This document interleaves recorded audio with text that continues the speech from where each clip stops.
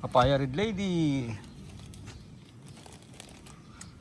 Kahit pangit ang lupa, lagyan mo lang ng organic fertilizer at ilagay mo siya dyan. 1 hanggang 2 dakot ng organic fertilizer. Yan. Tapos binabasa natin ng bioenzyme at bioplant booster. Oh. Yan. Tapos ito yung pinaka-fertilizer niya. Ngayon, pagka naganyan mo na bon, lagyan mo nito ulit. May babaw. At yan, may amoy ba? Wala. Kahit purong-purong tain ng manok yan. Walang kaamoy-amoy kasi naluto na yan ng bioenzyme. Okay. Yan ang napakahalagang sangkap ng ating technology. So kahit tambak lang na lupa, pangit na lupa to, clay na clay. Tsaka walang sustansya to. Depleted na lupa kasi tambak nga ng truck.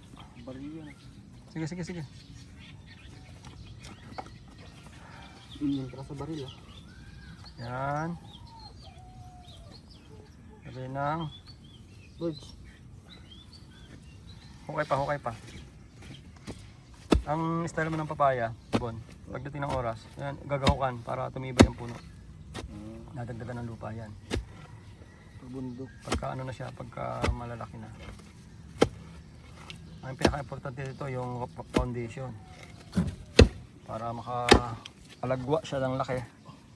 Dapat meron na siyang ganito. Pure organic lang to. Wala tayo, hindi tayo gumagamit dito kailanman ng synthetic fertilizer. Dapat puro ganito lang. Maraming dobleng magaling yan kaysa sa abonong synthetic. Akala ko dati lupa lang eh. Akala Ikot pala yan. Ha? Ikot pala. Akala mo lupa lang, walang kamoy-amoy eh. Okay. Namatay. Yan. Importante dyan yung ano, ginamit natin na bioenzyme at plant booster sa base para hindi siya magugutom. Parang tao din yan eh. Subukan mong ilagay dito sa ganitong klaseng lupa ang halaman, patay yan. Wala kang makukuha dyan eh. Oh. Yun, oh. Tambak ng truck.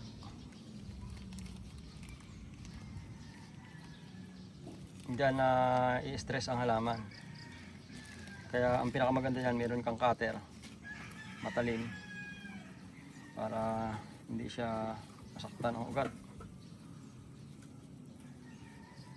Putik na putik yan oh. Ayan. Okay, lagay nito. Ayan. Yan ang style natin sa pagtatanim ng Red Lady papaya. Kahit sa sinta, ganyan din ang diskarte natin. Okay, ganda na.